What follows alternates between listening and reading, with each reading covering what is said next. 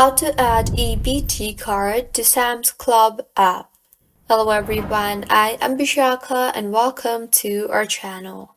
Now, let's get right into the tutorial.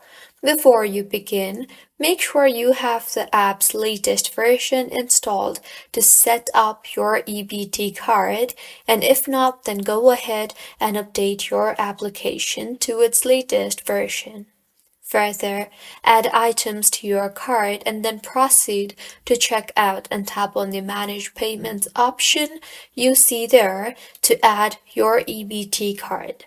If the option is not available, tap on the Add New Payment Method option and choose the Add a Payment Card option and confirm adding an EBT card.